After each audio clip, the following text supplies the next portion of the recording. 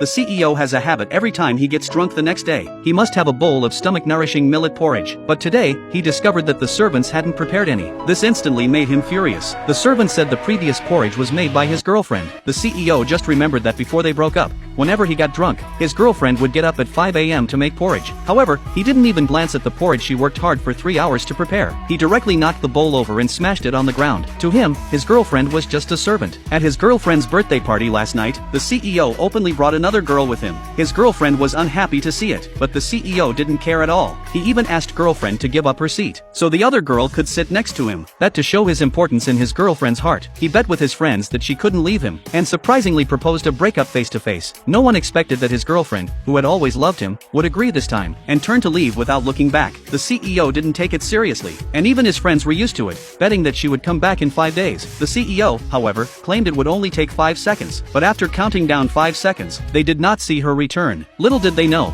she had long since grown cold towards him, and had already gotten in a car, leaving without looking back. At that moment, the CEO still believed she couldn't leave him, thinking it was just a game of push and pull. Unexpectedly, after returning home, she took the $70 million severance he had prepared for her. This meant she had completely given up on him, and packed her bags to leave the villa that night. It wasn't until the next day, when the CEO found no millet porridge for breakfast, that he remembered his girlfriend. After asking the nanny, he learned she had left last night. He immediately became furious and embarrassed. A friend suggested that the president text his girlfriend an apology in the gentlest of tones. The CEO followed his friend's advice and sent a message, only to find that she had blocked him. At that moment, the maid reported to the CEO that his girlfriend had cashed a $70 million check today. Hearing this news, the CEO was very angry, thinking she had always lived off him and couldn't survive without him. Little did he know, his girlfriend had reinvented herself, and planned to live for herself from now on. She used to give up graduate school for love. She now intended to complete, until the CEO had a stomachache and sought medicine from the servant. He finally realized what he had lost, so he borrowed the nanny's phone to call his girlfriend, saying he had a stomach ache, but she coldly told him to go to the hospital. This infuriated the CEO, and he stubbornly refused to go, even if it meant suffering. Ultimately, he collapsed on the floor. When the CEO's mother saw her son so ill, she was furious that his girlfriend wasn't there to care for him, and immediately called her to come to the hospital. When she heard the girlfriend refuse, she ran to the school to confront her. The CEO, wanting to see his girlfriend, used a friend's phone to call her, threatening that her books and materials were at his house, and if she didn't come back to get them, he would throw them all away. That night, the girl came to the CEO's villa. After searching the entire house, she found him in the basement. She only wanted her materials, but the CEO, in an attempt to win her back, promised that if she stayed, the whole room of cash would be hers.